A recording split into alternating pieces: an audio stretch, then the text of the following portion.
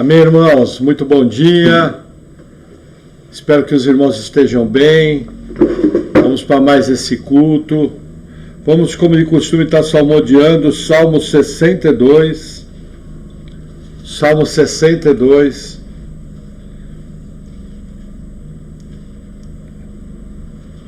Diz assim a palavra do Senhor: A minha alma espera somente em Deus, dele vem a minha salvação.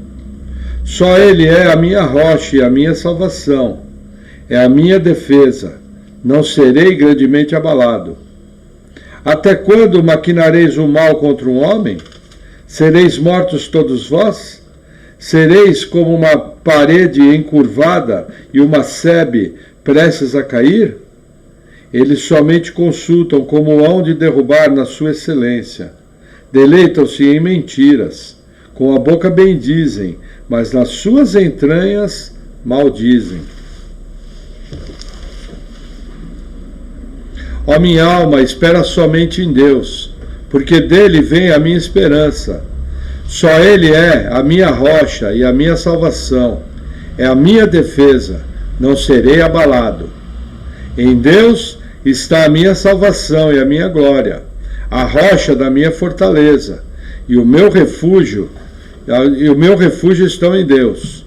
Confiai nele, ó povo, em todos os tempos. Derramai perante ele o vosso coração. Deus é o nosso refúgio. Certamente que os homens de classe baixa são vaidade, e os homens de ordem elevada são mentira. Pesados em balanças, eles juntos são mais leves do que a vaidade. Não confies na opressão, nem vos ensoberbeçais na rapina. Se as vossas riquezas aumentam, não ponhais nelas o coração. Deus falou uma vez, 2 vezes ouvi isso, que o poder pertence a Deus. A ti também, Senhor, pertence a misericórdia, pois retribuirás a cada um segundo a sua obra. Amém. Até aqui.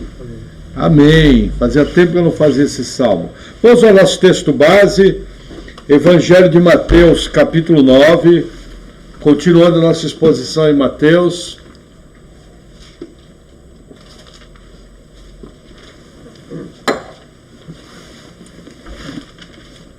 Mateus 9, versículo 1 diz assim: E entrando no barco, passou para o outro lado, e chegou à sua cidade. E eis que lhe trouxeram um paralítico deitado numa cama. Até aqui, vamos orar. Senhor, obrigado por tua palavra, obrigado por teus ensinos. Eu oro em nome de Jesus pedindo que o Senhor venha nos guiando em tudo, que o Senhor venha nos dando discernimento, que o Senhor venha nos dando sabedoria e nos capacitando, Senhor, a ministrar a palavra com graça. Vem com o teu poder, Senhor, edifica a tua igreja, em nome de Jesus. Amém. Amém. Amém, irmãos. Só para dar um pano de fundo, na palavra passada em Mateus, nós vimos que Jesus estava pregando para uma multidão, aí ele entra no barco. Ao estar atravessando o mar da Galileia, vê uma forte tempestade que Jesus acalma ela. Ao chegarem do outro lado, na região da Gadara, acontece a libertação de 2 endemoniados gadarenos. E a narrativa em Mateus continua aqui. Eles entram novamente no barco e atravessam novamente o barco, só que em direção a Cafarnaum. Jesus, ele era da cidade... Ele era da região da Galiléia, da cidade de Nazaré, porém ele fixou residência em Cafarnaum.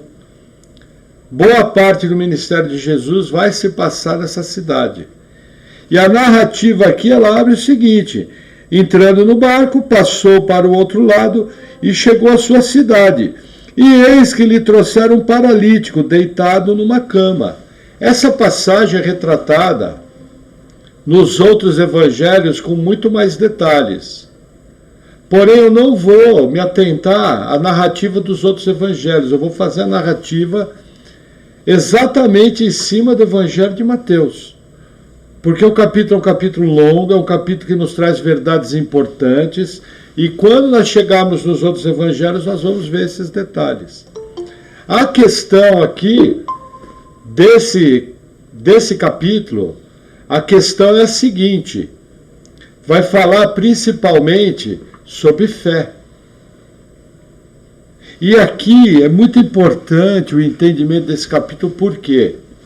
Porque existe um conceito errado, principalmente na parte de curas, de milagres, de maravilhas, de que as curas, os milagres e as maravilhas dependem da quantidade de fé que você tem.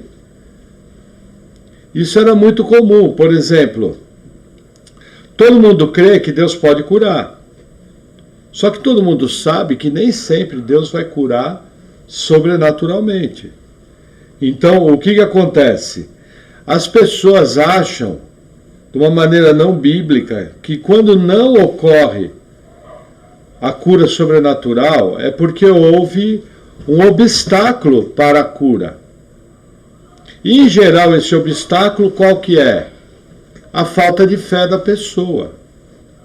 Eu posso falar para vocês, eu logo no meu início de conversão, eu fui diagnosticado com uma catarata no meu olho esquerdo, e sempre pedi oração, e nunca duvidei que Deus pode curar, e nunca fui curado. Fui operado no meu olho esquerdo, e aí apareceu a catarata no olho direito. Continuei orando, com a mesma fé, com a mesma confiança de que Deus podia curar. O que aconteceu? Não houve a cura sobrenatural. Faltava fé? Posso falar, pela experiência pessoal, algo que eu passei? Não, em nenhum momento. É que não foi da vontade do Senhor executar aquela cura de maneira sobrenatural. Agora nós vamos ver aqui no capítulo uma frase muito comum: faça conforme a tua fé te salvou. Fé aqui é a mesma fé do capítulo 11 de Hebreus. É a fé no Salvador, a fé no Cristo, a fé no descendente da mulher que ia pisar a cabeça da serpente.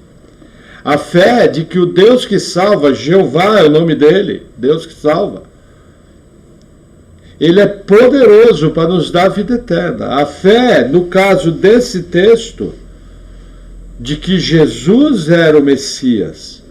Nós não podemos destoar e nem distorcer o significado da fé bíblica. Sempre que a Bíblia vai falar de fé, ela vai falar de fé no Salvador, de fé no Cristo, principalmente nos Evangelhos. Porque senão se traz um peso muito grande para quando eu preciso de uma graça, para quando eu preciso de um sobrenatural. Em vez de eu compreender que Deus, na sua soberania, não resolveu fazer daquela forma, mas escolheu um outro plano, as pessoas jogam sobre mim a culpa de que aquilo não aconteceu. Nós mesmos vemos, por exemplo, o profeta Ezequiel, o profeta Eliseu. O profeta Eliseu realizou 14 milagres comprovados na Bíblia, poderosíssimos, e morreu de uma enfermidade nos pés. Eu pergunto, faltava fé? Não. A própria vida de Eliseu mostrava que havia fé. Então, quando eu estiver lendo esse capítulo, eu tenho que entender o seguinte: Jesus está falando de salvação para uma geração que precisava compreender que o Messias havia chegado, que o reino dos céus estava sendo estabelecido e que Jesus era o Cristo. Amém? Então, continuando a leitura, eu vou expor as demais coisas. E Jesus, versículo 2, vendo a fé deles, disse ao paralítico: filho, tem bom ânimo, perdoados te são os teus pecados. Rapidamente aqui, a casa estava cheia, trouxeram trouxeram o paralítico por um buraco no teto, e Jesus, vendo aquela atitude, se pronunciou. E aí ele vem com uma palavra de incentivo ao paralítico. Ele fala o seguinte: filho, tem bom ânimo, teus pecados estão perdoados. Essa frase aqui leva muitos intérpretes a achar o seguinte, que aquela paralisia era decorrente de pecados praticados pela pessoa. Temos certeza disso? Não. Mas nós temos na Bíblia outros textos que nos mostram que existem enfermidades ligadas a pecados.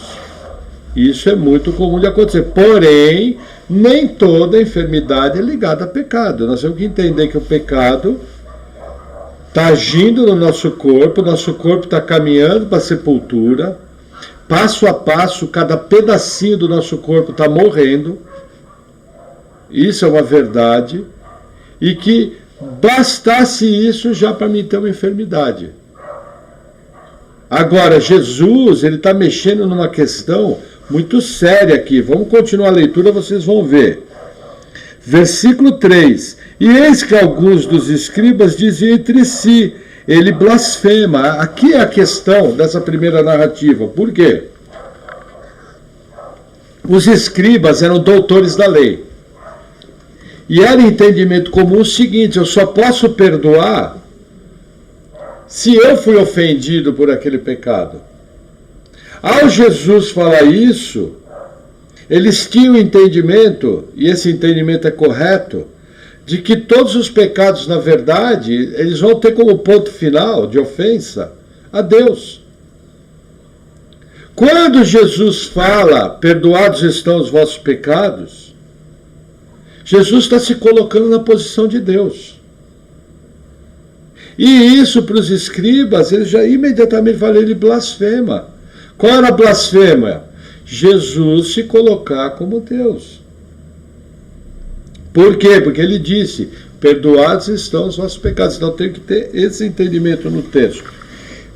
E o texto continua, versículo 4. Mas Jesus, conhecendo os seus pensamentos, disse, por que pensais mal em vossos corações? Olha que interessante. Aqui é um ponto muito interessante. No capítulo anterior, nós temos um sinal da humanidade de Jesus, a humanidade de Jesus quando ele está dormindo no barco. No mesmo capítulo, nós temos um sinal da divindade de Cristo, quando ele acalma a tempestade. Aqui, novamente, nós temos mais um sinal da divindade de Cristo. Por quê? Mostra que Jesus era onisciente. Ele chegava e sabia o pensamento dos homens. Aí alguns podem dizer, mas o texto fala que eles diziam uns aos outros. Mas provavelmente eles diziam de uma maneira longe, que não dava para ouvir. Mesmo assim Deus sabia. Então eu tenho que entender o seguinte, que quando Jesus está no seu ministério terreno, ele não deixou de ser onisciente e não deixou de ser onipotente. Há um único detalhe, que por habitar num corpo humano, ele deixou de ser onipresente. Esse atributo ele abriu mão, temporariamente. Hoje glorificado, ele já tem restaurado esse atributo. Então eu sempre tenho que entender que Jesus é 100% Deus. É uma pessoa da Trindade. E mesmo quando ele veio num corpo humano, ele manteve seus atributos. Só não manteve da onipresença porque é impossível. Naquela situação, o ser humano está presente em todos os lugares. Por que que isso é importante? Por causa de uma visão distorcida dos dons espirituais, as pessoas querem dizer que o que aconteceu aqui foi o dom da palavra do conhecimento, ou dons de revelação. E que qualquer pessoa que tem o Espírito Santo pode fluir nesse dom. Esse é o ensino errado. Deus pode revelar o pensamento dos homens a seus filhos? Sim. Mas ele vai fazer isso para edificação, ele vai fazer isso de uma maneira dentro do seu plano. No caso de Jesus, não era um dom. No caso de Jesus é um atributo. Porque as pessoas pegam aquele texto de Filipenses 2, que fala que Jesus se esvaziou de si mesmo, e aí eles querem dizer que Jesus teve que receber poder do Espírito Santo para executar seu ministério. Aqui eu vou falar uma coisa muito séria e com muito cuidado. Isso é heresia. E existe muita igreja, existem mestres que defendem, hoje, mestres conhecidos, que defendem que Jesus abriu mão de seus atributos. Isso é heresia, isso daí não é nem falso ensino. E, gente, pessoas de igrejas grandes, e que vai ensinar em seminários grandes. Muitas das comunidades que nós temos hoje ensinam essa heresia. Essa heresia, se eu não me engano, isso aí é chamado de teoria quenótica, depois eu posso confirmar, é a teoria da quenoses. É uma tese que surgiu no começo do século XX, que foi tratada como heresia. Porque eu não posso mexer na divindade de Cristo. O que Jesus abriu mão era da forma que ele tinha como Deus.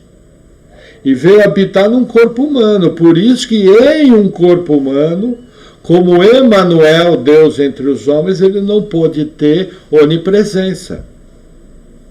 Mas esse atributo já foi restaurado quando ele foi glorificado. Simplesmente isso aconteceu por uma limitação humana. No demais, Jesus manteve todos os seus atributos. Então, muito cuidado para você não se tornar um herege. E olha que eu uso a palavra heresia com muito cuidado. Por exemplo, eu não trato Evangelho da Prosperidade como heresia. Eu não trato o mau uso dos dons espirituais como heresia. Eu sou bem comedido nisso, mas essa questão da divindade de Cristo não se pode abrir mão. Por quê? Porque até hoje tem muita gente que mexe nas duas naturezas de Jesus. Jesus é 100% Deus e 100% homem. Ele carrega em si 100% das duas naturezas. Amém? Vamos avançar mais um pouquinho. Versículo 5. Pois, qual é mais fácil? Dizer, perdoado-te são seus pecados? Ou dizer, levanta e anda? Aí Jesus aqui vem com uma questão retórica. Vendo a incredulidade dos escribas, ele fala o seguinte, me diz uma coisa. O que é mais fácil fazer? Dizer que estão perdoados os seus pecados ou falar para o paralítico, levante e anda? Olha que interessante, Jesus coloca eles aqui numa sinuca de bico. Porque veja, se ele fala para o paralítico, levanta e anda, e o paralítico anda, como que os escribas iam explicar que ele blasfemou?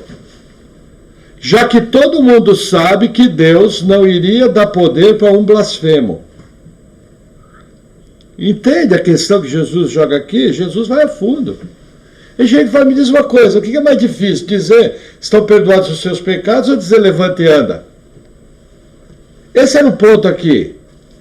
Porque ao dizer que Jesus era um blasfemo, os escribas estavam confundindo ele com um endemoniado. E como que ele, endemoniado, poderia dizer ao paralítico, anda? Essa é a jogada. Jesus coloca os escribas numa sinuca de bico. E aí o texto continua, versículo 6 diz assim, ora, para que saibais que o Filho do Homem tem na terra autoridade para perdoar pecados, Disse então ao paralítico: levanta-te, toma a tua cama e vai para a tua casa. E levantando-se, foi para a sua casa. E a multidão, vendo isso, maravilhou-se e glorificou a Deus que dera tal poder aos homens. Percebe? O próprio Jesus faz a pergunta retórica e ele mesmo responde, para que vocês entendam que eu tenho autoridade de perdoar pecado, porque eu sou Deus. Aí eu estou parafraseando. Eu estou dizendo ao paralítico: levanta e anda. O paralítico andou. E a multidão confirma que aquilo foi um ato divino. E aí o que acontece? Eles falam, glorificou a Deus que dera tal poder aos homens.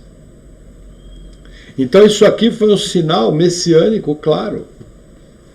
Entre outros sinais que foram dados por Jesus. E aí o texto continua, versículo 9. E Jesus, passando adiante dali, viu assentado na recebedoria um homem, chamado Mateus, e disse-lhe: segue-me. E ele, levantando-se, o seguiu. O que acontece? A recebedoria era um tipo de um escritório público de coleta de impostos. Mas não pense um negócio sofisticado. Mateus era coletor de impostos. Olha que interessante. Se Mateus foi chamado depois, ele não estava presente nessa cena do paralítico. Porque foi na sequência. Mas aqui tem uma coisa interessante. Veja, como coletor de impostos, Mateus tinha dinheiro. Como coletor de impostos, Mateus tinha uma vida boa. A Bíblia fala que imediatamente Mateus passa a segui-lo. Abriu mão de tudo. É muito parecido o testemunho do apóstolo Paulo, muito parecido com o testemunho do apóstolo Mateus, que abriram mão de toda a sua posição social para seguir Jesus. E em contrapartida, nós vamos ver isso em Mateus, muitos escribas e fariseus tinham medo de reconhecer publicamente Jesus como Cristo, para não perder sua posição social. E para vocês entenderem como foi essa mudança de Mateus, olha que interessante, o texto continua, versículo 10.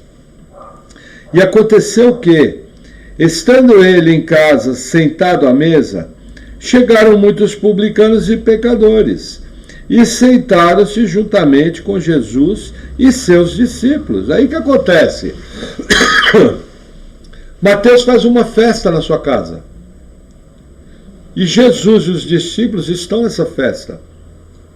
Só que começa a chegar publicano e pecador. Começa a chegar mais coletor de impostos, que para o judeu era a pior espécie que tinha, porque além de cobrar impostos para Roma, dessa maneira sustentando financeiramente o inimigo dos judeus, eles também cobravam impostos para roubarem para si mesmo. Naquela época, eu fui fazer uma pesquisa, existia, na verdade, três tipos de judeus. Existia a elite, que eram os fariseus e os escribas, religiosos. Existia o judeu religioso, que seguia a lei.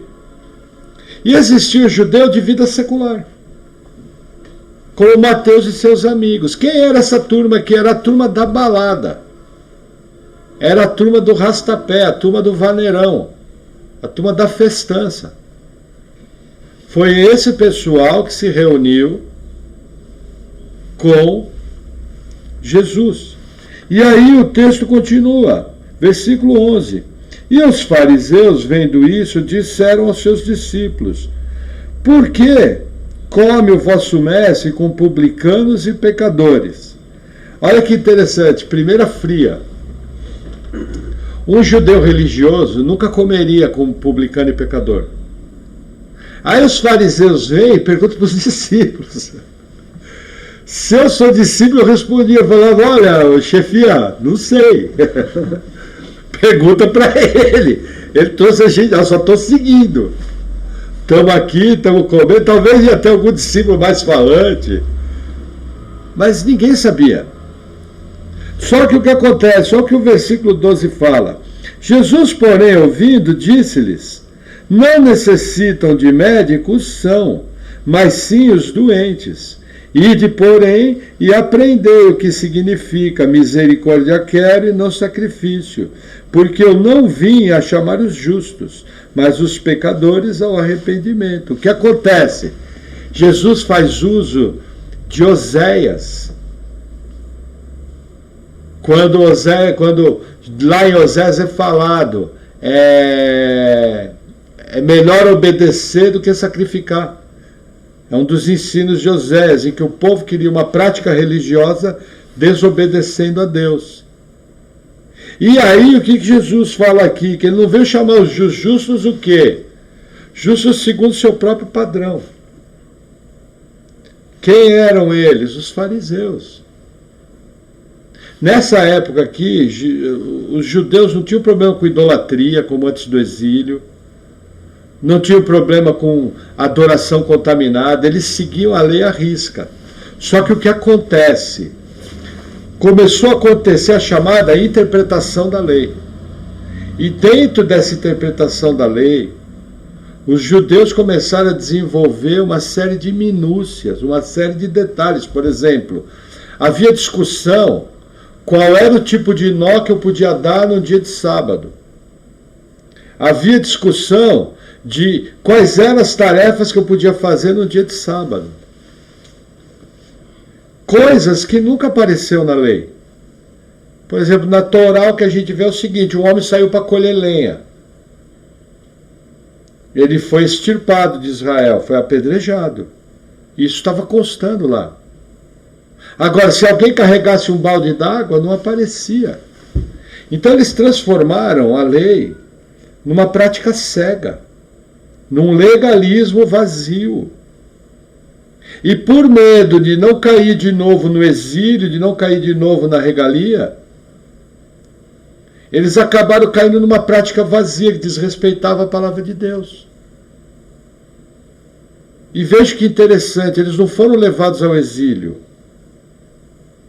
mas eles foram, em 170 a.C., duramente castigados pelos gregos, por Antíoco Epifânio, e na sequência foram conquistados pelos romanos. Então eles deveriam enxergar que alguma coisa estava errada. O fato de não serem levados para o exílio e de o templo não ter sido destruído não devia servir de base para dizer que eles estavam certos. Então é muito importante eu pensar como eu vivo a vida cristã. Jesus aqui ele está dando um norte. Olha, a maneira que vocês estão seguindo a lei está errada. A maneira que vocês estão fazendo as coisas está errada. Misericórdia quero, não quero religião vazia. Eu quero uma religião cheia de vida, cheia de obras. Amém? Amém. E aí continua, versículo 14. Então vieram a ele os discípulos de João, dizendo: por que jejuamos nós e os fariseus muitas vezes, e os teus discípulos não jejuam? Novamente, no meio do jantar, Jesus é interpelado. Só que dessa vez pelos discípulos de João. Os discípulos de João tinham uma prática extremamente rigorosa, diz a tradição. Os fariseus normalmente jejuavam de quarta e sexta. Isso era uma prática admirada na época entre os religiosos. E aí os discípulos de João vêm e perguntam: por que nós jejuamos, os fariseus jejuam, os seus discípulos não? Essa era a questão aqui. Aí Jesus vem responder no versículo 15. E disse-lhes Jesus: podem porventura andar tristes os filhos das bodas, enquanto o esposo está com eles? Dias porém virão, em que lhes será tirado o esposo, e então jejuarão. Jesus dá um motivo: veja, eu estou com eles. Agora é época de edificação, estou parafraseando, agora é época deles aprenderem. É época deles se regozijarem com a minha presença. Porém, chegar um momento que eu não vou estar com eles, aí eles vão jejuar. E aí, Jesus continua o diálogo, trazendo mais um ensino importante. Em cima do que os fariseus tinham falado e em cima do que os discípulos de João Batista tinham falado. Olha o que ele fala no 16. Ninguém deita remendo novo remendo de pano novo em roupa velha, porque semelhante remendo rompe a roupa e faz-se maior a rotura. Nem se deita vinho novo em odres velhos. Aliás, rompem-se os odres e entorna-se o vinho, e os odres estragam-se, mas deita-se o vinho novo em odres novos, e assim ambos se conservam. O que Jesus está falando aqui? Que a reforma religiosa que ele está trazendo para Israel é impossível de acontecer com base no judaísmo. É impossível acontecer em bases antigas. Da mesma maneira, quando nós somos salvos, é impossível Jesus operar na nossa vida numa base velha. Não tem como. A velha vida tem que ser removida e ser colocada um novo estilo de vida. Toda a vida cristã é baseada num novo modelo. Aqui era o judaísmo. Para nós, é a nossa prática religiosa antiga. Vamos supor, alguns eram ateus, outros acreditavam em horóscopo, outros achavam que ir para a igreja estava bom, outros achavam que ia ser salvo por obras. E o que Jesus vai fazer não cabe nisso, não se coloca pano novo em roupa velha, porque na primeira pressão o pano novo é resistente, mas o pano velho que foi colocado vai rasgar. Da mesma maneira, o vinho.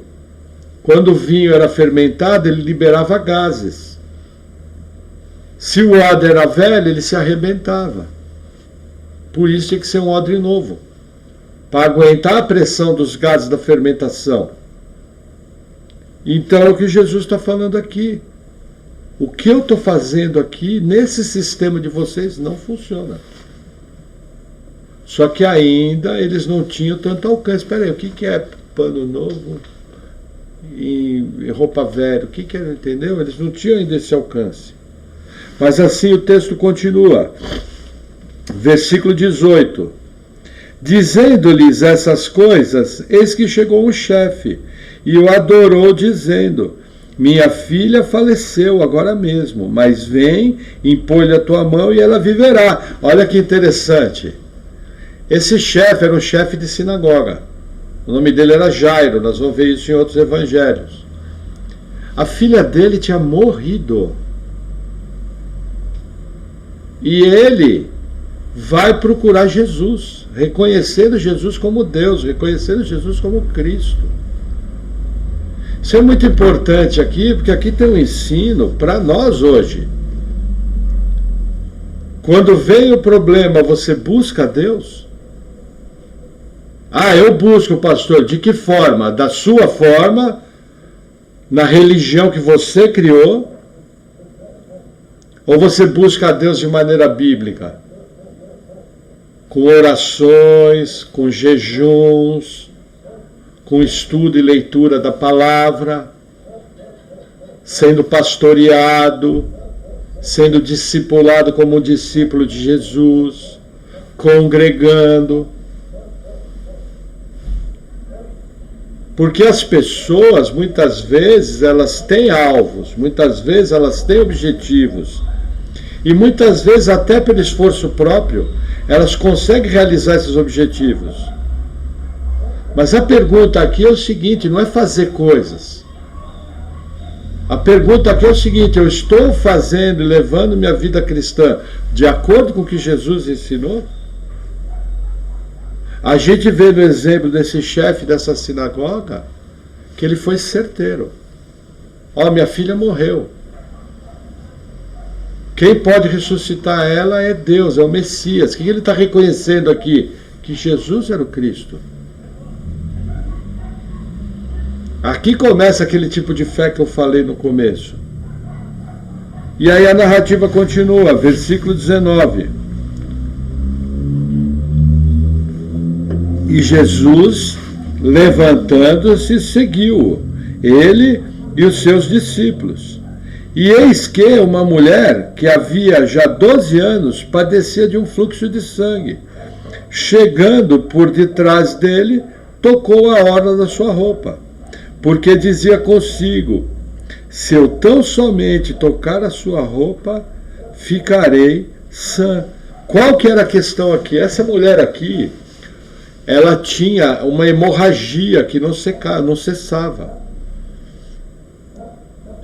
E ela já estava 12 anos enferma e já tinha gastado muito dinheiro. O que ela pensou? Olha, se eu tocar na orla do manto, o que era a orla do manto? A orla da roupa eram umas costuras que tinha no final da roupa que simbolizavam que a pessoa temia Deus. Então era comum Jesus ter aquele tipo de roupa. Então o que ela entendeu? Olha, ele é Deus. Se eu só tocar na roupa dele, eu vou ser curada. Baseado em quê? Não sabemos. Foi algo dela. Mas foi algo que ela executou com risco de vida. Por quê? Como sendo uma mulher que tinha fluxo, ela era ritualmente impura. E ela podia chegar até a receber uma pena de morte. Por ter adentrado as cidades, ter adentrado a multidão e ter deliberadamente tocado num rabi. Jesus era um rabi.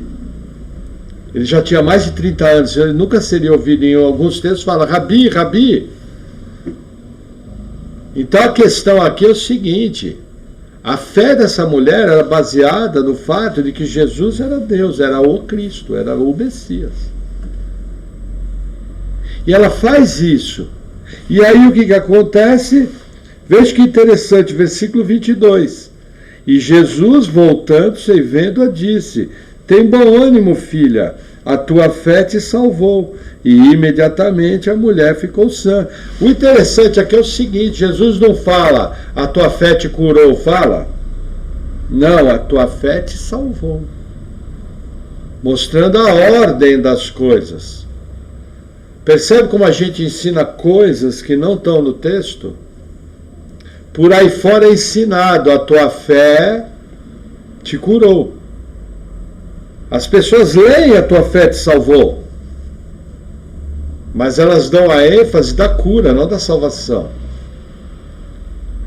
E dessa maneira, elas prendem as pessoas numa prática perigosa. Que as pessoas são levadas culto após culto, reunião após reunião, a fazerem campanhas. Onde dentro dessas campanhas, entre outras coisas, não generalizando, tem igreja que faz campanha apenas de oração, e contra isso eu não tenho nenhum problema, acho que quanto mais a igreja orar, melhor. Mas as igrejas normalmente amarram nisso uma prática de arrecadação de dinheiro. E anexo a essa prática, votos financeiros que, entre aspas, representam a fé da pessoa. E aí ligam esse ensino à cura. E quase que na prática funciona como uma venda de bênçãos. Essa é a minha questão. Tipo assim, você tem fé que Jesus pode te curar? Ah, eu tenho. Então prova a tua fé fazendo um voto financeiro. Ah, mas eu não fui curado hoje. Você tem que insistir, tem que vir semana que vem. E vai mais um trocado. Não, mas você tem que ser persistente. Naamã, o sírio, entrou 7 vezes no Rio Jordão. Aí vai lá. E depois que a pessoa deu até as colheres da casa, deu dente de ouro, deu tudo, ela vai sair frustrada, achando que o evangelho é uma mentira, e vai entender que foi roubada por curandeiros da fé. Você ligar curas à arrecadação financeira é prática de charlatanismo. É prática de curandeirismo. E só tem um alvo: tomar dinheiro do povo. Então tem que tomar muito cuidado. Então as pessoas para isso usam algo que não está escrito aqui. Vou reler o 22. Filha, a tua fé te salvou. Salvação. Aí, consequência da salvação veio de quebra, porque Jesus quis. Porque quem permitiu que saísse poder curativo dele? Jesus. Como Deus, ele sabia que ele ia ser tocado. Ah, pastor, mas nos outros evangelhos fala que Jesus perguntou, quem me tocou? Só para dar uma pincelada, foi uma pergunta retórica. Ele queria evidenciar que alguém tinha tocado nele e foi curado. Mas nós vamos estudar isso melhor nos outros evangelhos. Mas Jesus sabia o que a mulher ia fazer. E Jesus tinha marcado na eternidade passada dia e hora com a salvação daquela mulher. E aconteceu conforme ele determinou lá na eternidade passada. E ela foi salva, só que no caso dela, ela foi salva e foi curada. No meu caso, eu fui salvo e desenvolveu a catarata. Mas nós vamos passar no mesmo céu, na mesma eternidade. Olha a minha cara de triste. Ah, Jesus, não queria ser salvo não, eu queria ir curado para o inferno. Quero ver quem fala isso. Quantos de nós temos enfermidades? Quantos de nós, quando somos salvos numa situação de doença, numa situação de crise familiar? O mais importante é a salvação, o resto é segundo a vontade de Deus. Amém? Amém. Vamos continuar nossa narrativa. Versículo 23. E Jesus, chegando à casa daquele chefe, e vendo os instrumentistas e o povo em alvoroço, disse-lhes: retirai-vos, que a menina não está morta, mas dorme. E riam-se deles. O que acontece aqui? Aqui está uma figura interessante. Aqui já estava acontecendo o velório. Havia prática naquela época o seguinte: se contratava as carpideiras. Quem eram as carpideiras? Eram choradeiras profissionais. Inclusive tinha os instrumentistas que cantavam cânticos de tristeza. E os velórios judaicos daquela época eram extremamente barulhentos, eram cheios de lamúrias, cheios de gritos, cheios de desespero. Qual é o quadro aqui? A menina morreu. Se organizou o velório, o pai não ficou no velório. Foi atrás de Jesus. Quando chegou, o velório estava comendo solto. E era aquele povo todo. Jesus chega e fala: olha, saiam, porque ela está dormindo. O que Jesus estava querendo dizer? Que ela tinha morrido. Várias vezes na Bíblia se usa a palavra dormir para morrer. Tal prova que ela tinha morrido que eles começaram a rir de Jesus. O que eu tenho que entender aqui? Aqui tem um caso muito importante para os céticos. A teologia moderna quer ensinar que Jesus não realizou esse milagre, que a menina teve um mal-estar e que o próprio Jesus disse que ela tinha dormido e foi aí que acordou. Olha que sério. Só que nós temos que ir lá na foto, lá na matéria do jornal, as testemunhas oculares que tinham sido contratadas por velório sabiam que tinha morrido, tanto é que elas começaram a rir de Jesus. E aqui tem um segundo ensino. Várias vezes que você vai falar dos milagres e do sobrenatural de Deus, as pessoas vão rir da sua cara. Vão achar que você é maluco. Ou não vão achar que você é maluco, vão falar: nossa, coitado, ele agora teve que pegar a muleta da religião para poder se segurar nisso que ele está passando. E isso é muito comum. Se aconteceu com Jesus, com certeza vai acontecer com alguns de nós. E aí, o que acontece? Seguindo a narrativa, versículo 25. E logo que o povo foi posto fora, entrou Jesus e pegou-lhe na mão, e a menina levantou-se, e espalhou-se aquela notícia por todo aquele país. A menina ressuscitou. Assim que Jesus pegou na mão. Isso aqui foi um milagre notório de Jesus. E isso aqui se espalhou por toda a região. A gente vê na Bíblia ressurreições de uma maneira muito restrita. A gente vê profeta Elias fazendo ressurreição, profeta Eliseu fazendo ressurreição, a gente vê o corpo de Eliseu ser jogado numa cova, havendo a ressurreição, mas não era algo comum. E o que Jesus aqui é notório, Jesus vai e pega na mão da menina, e a menina levanta. Uma coisa notória, provando que ele é o Cristo. E aí o texto continua. Versículo 27. E partindo Jesus dali, seguiram-lhe 2 cegos clamando e dizendo: tem compaixão de nós, filho de Davi. Aqui é mais um sinal messiânico. Veja, filho de Davi é um termo messiânico. Os 2 cegos estavam pedindo misericórdia. Misericórdia se pede a quem? A Deus. O que eles queriam? Eles queriam ser curados. Ao saberem que Jesus estava passando ali, ao ver aquele alvoroço, eles começaram a clamar a Jesus como Cristo. Começaram a clamar a Jesus como Messias.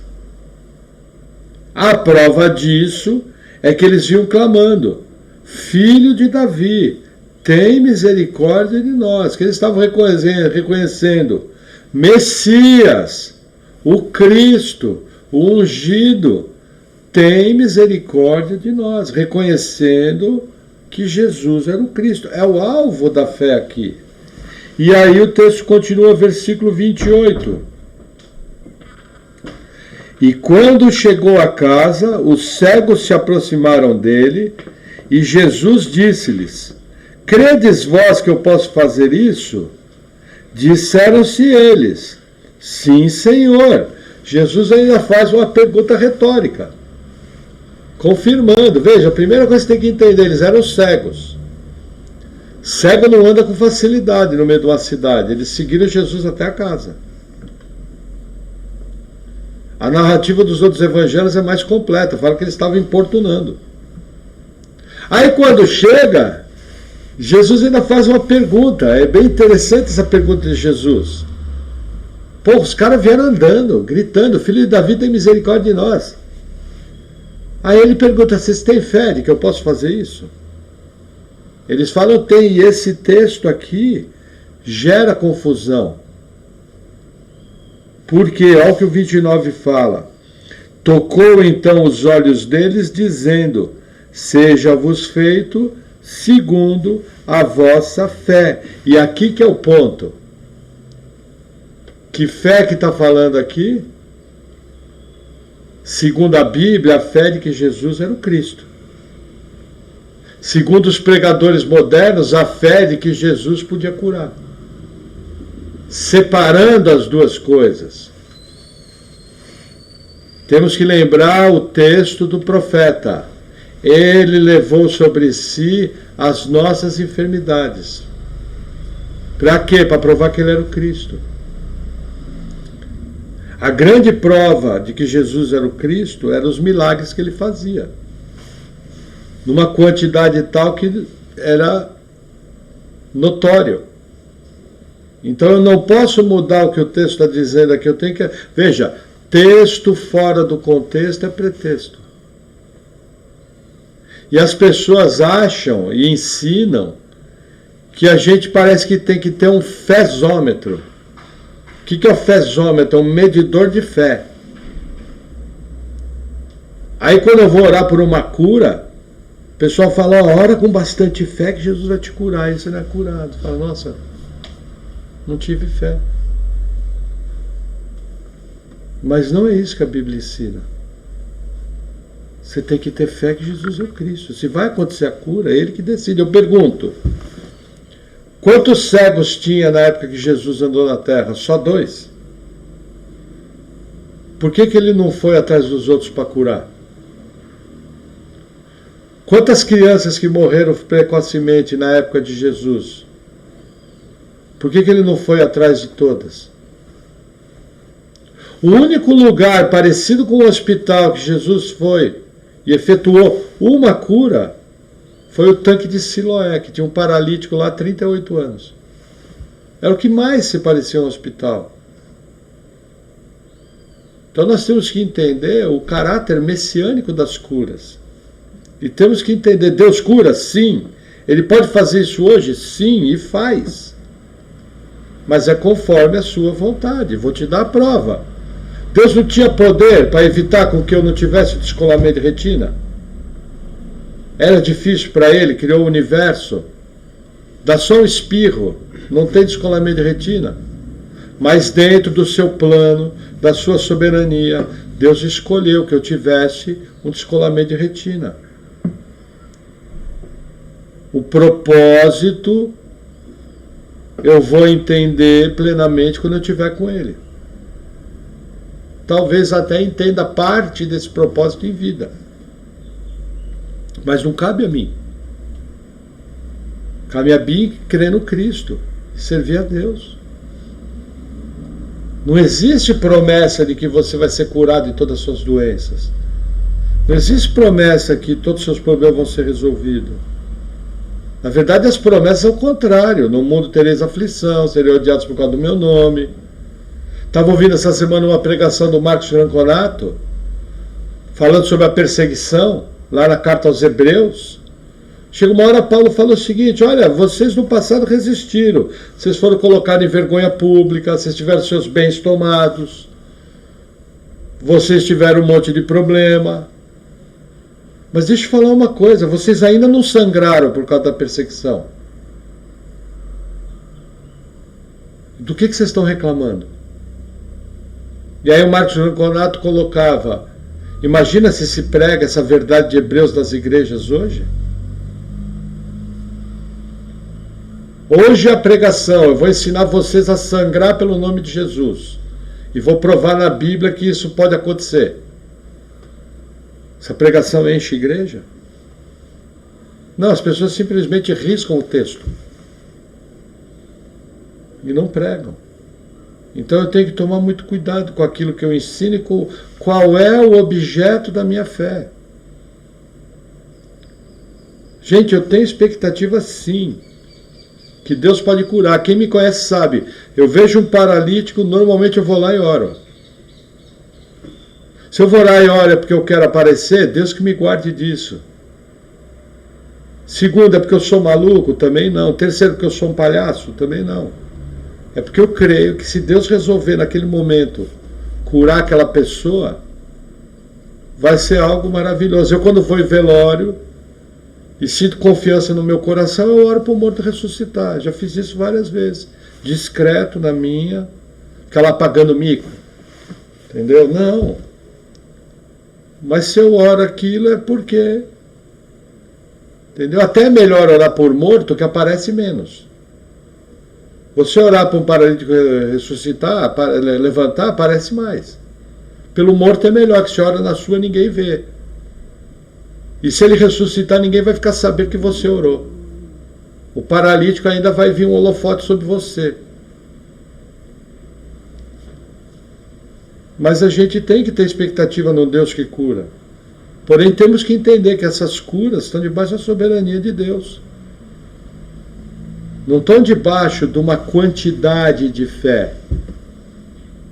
Eu já vi pessoa incrédula. A pessoa foi curada e não foi salva. Aí você pergunta: Deus, por que você fez isso? Sabe? Porque eu já vi gente que saiu da UTI para ir bater no marido.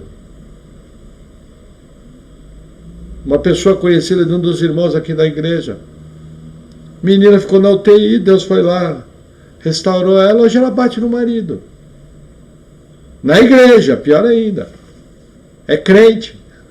Viu como as irmãs são legais? Coisa maluca. Fala: Deus, mas como é que você curou? Para ela ir bater no marido? Será que o marido às vezes não ora? Pô, por que Deus foi curar? Tomara que não, né? Mas o texto continua. Versículo 30. E os olhos se lhes abriram, e Jesus ameaçou-os, dizendo: olhai que ninguém o saiba. Mas tendo eles saído, divulgaram a sua fama por toda a terra. Olha que interessante. Muita gente não sabe explicar isso. Jesus ameaçou eles, falou: não fala que fui eu. E as pessoas não entendem essa passagem. O que acontece? Lembra, em vários momentos do seu ministério, Jesus não queria ser reconhecido como Cristo, dessa maneira pública, porque isso poderia incitar o povo a uma revolta. Isso poderia incitar o povo a algo que não era o alvo de Jesus aqui na terra. Tanto é que a única vez que Jesus aceita ser recebido como Messias é na entrada triunfal de Jerusalém.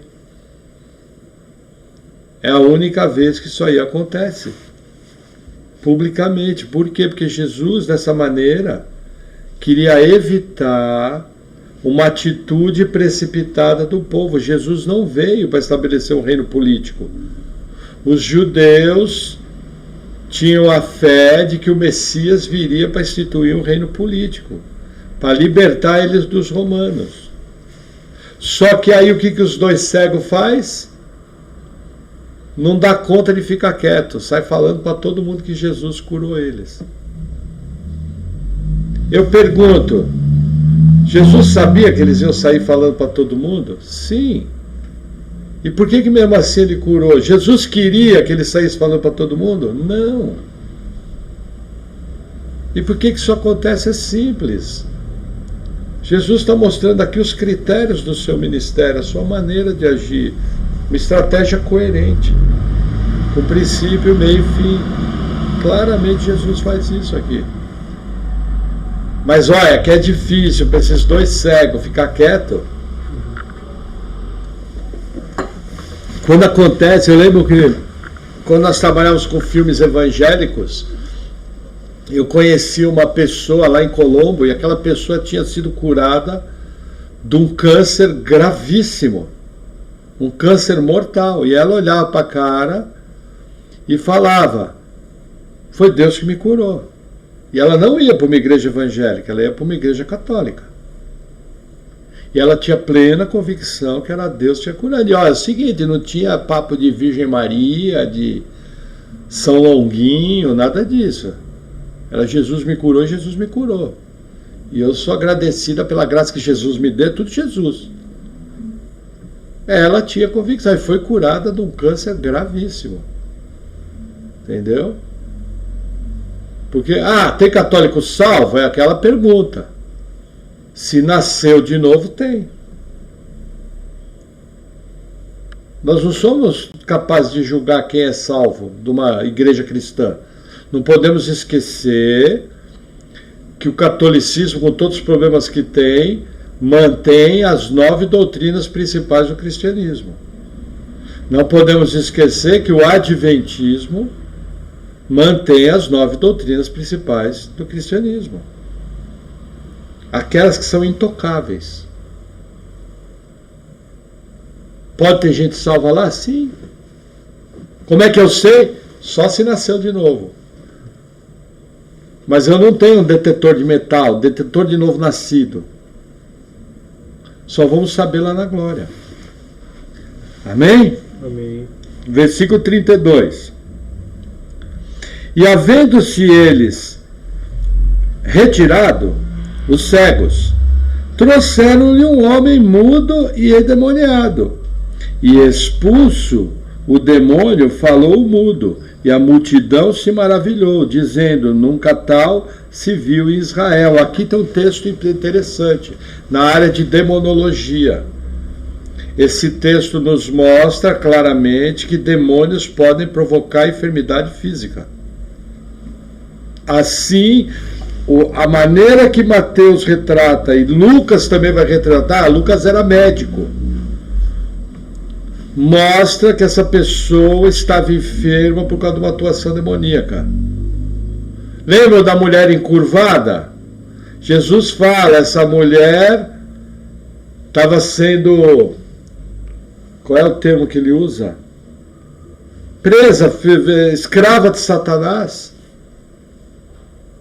por causa dessa enfermidade, também mostrando que existem enfermidades. Então, existe enfermidade que é demoníaca. Qual a resposta teológica por que acontecem enfermidades demoníacas? A resposta teológica é a seguinte: Deus assim determinou. Deus, de maneira especial, autoriza que aquelas enfermidades acontecem. Uma delas foi esse mudo. Agora, qual o cuidado que eu tenho que ter? Nem toda enfermidade é demoníaca. A maioria delas é uma enfermidade física, fruto do pecado. Tem que ter muito cuidado, porque senão vai aparecer pessoa torta direita. Aí entra aquela prática. Olha o problema disso aí. Em lugares que eu já passei, lugares que eu já vi, a pessoa ia orar por cura. O que ela tinha? Tinha espinhela caída. Expulsa o demônio da espinhela caída, que ela vai ser curada. Qual o problema disso? Primeiro, se a pessoa é crente, como que ela vai ter um demônio? Nós aprendemos pela Bíblia que um cristão não pode possuir demônios. Segundo, se ela não é crente, eu vou fazer isso aleatoriamente, todo mundo que vier eu vou orar. Isso é uma direção clara. Terceiro, eu estou determinando a coisa. Olha como é diferente. Vamos supor, vamos tirar o caso dos crentes, que a gente sabe que não pode acontecer. Vamos pegar o incrédulo que vem para a igreja. A pessoa fala, olha, eu tenho uma enxaqueca há 10 anos e não passa. O irmão pode orar por mim? Capaz até que a pessoa vai te tratar como irmão. Pode, não tem problema. Você vai e ora. Se Deus quiser mostrar que existe um demônio naquela enfermidade, o que Deus vai determinar? Que aconteça uma manifestação. Se acontecer a manifestação, o que você vai fazer? Sai em nome de Jesus e acabou. Qual é a diferença da minha narrativa? Eu estou entregando a Deus. Por isso que hoje em dia, antigamente a gente orava assim, Senhor, nós proibimos toda manifestação. Eu já orei por pessoa, que eu comecei a orar pela pessoa, a pessoa ia manifestar. E segundo o ensino que eu tinha no passado, isso não era bom. Aí no meio da oração eu orei para que não manifestasse. Deus acatou a minha oração. E não manifestou, parou. Só que hoje eu penso que eu errei. Porque quem determina que vai acontecer uma manifestação demoníaca é Deus. Se ele assim determina, que é para expulsar. Simples assim. Sem ficar falando coisa que a Bíblia não fala. O que a Bíblia fala? Quando se manifestar o demônio, que ela fala, em meu nome expulsarão demônios. Tá em seu nome, beleza, em nome de Jesus sai. Acabei de ler aqui, você vai sair. Saiu. Mas você acabou de ler, não tem problema. Eu sirvo a Jesus, ele mora em mim, no Espírito Santo. Vai sair, saiu. Entende? Então eu tenho que tomar muito cuidado essa ligação entre demônios e enfermidades. Existe? Existe. Pode acontecer, sim, a Bíblia é repetitiva, mas não é regra. Existem casos e casos. Amém? Amém. Aí o versículo 34 diz assim: mas os fariseus diziam, ele expulsa os demônios pelo príncipe dos demônios. Qual é a parte aqui? Essa narrativa é melhor, narrada em Marcos, capítulo 3. Mas o que eles falam? Que Jesus expulsava demônios pelo poder de Belzebu. Quem era Belzebu? O maioral dos demônios. Belzebu é uma junção da palavra Baal-Zebud. Baal é o nome do demônio. Zebud era o maioral desses demônios. Aí saiu o termo Belzebu. Olha o que os fariseus falam. Eles blasfemam. Aqui é o pecado de morte. Um dos aspectos do pecado de morte. Eles falam que Jesus realizou aqueles milagres não pelo poder do Espírito Santo, mas pelo poder dos demônios. Esse é o pecado de morte. E por que eles fazem isso? Porque eles tinham duas escolhas. Se eles reconhecessem que Jesus agia por poder demoníaco, eles estavam tranquilos. Mas se não fosse essa saída, eles tinham que reconhecer que Jesus era o Cristo. Por causa dos sinais que ele fazia. E como eles não quiseram reconhecer que Jesus era o Cristo, na sua incredulidade eles blasfemam. E dizem que o que Jesus operava era pelo poder de demônios. Essa é uma das essências do pecado para a morte. Hoje em dia eu posso cometer esse mesmo pecado? Não, porque Jesus não está presente fisicamente. Dessa forma eu não consigo mais fazer. Mas nós vamos conversar sobre o pecado para a morte. Existe outro aspecto, que é a incredulidade, sem arrependimento, tudo isso. O pecado para a morte ele não tem apenas um aspecto. Aliás, é um texto difícil.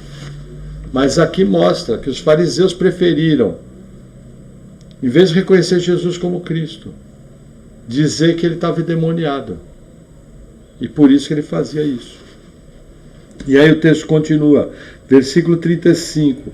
E percorria Jesus todas as cidades e aldeias, ensinando nas sinagogas deles, e pregando o evangelho do reino, e curando todas as enfermidades e moléstias entre o povo. Aqui tem um ensino muito importante.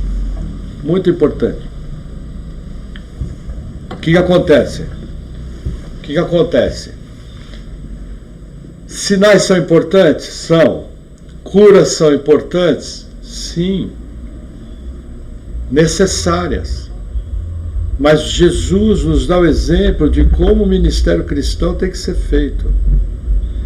Jesus pregava o evangelho da salvação e curava. O que fizeram hoje? Inverteram. Estão trazendo as pessoas pelas curas e maravilhas.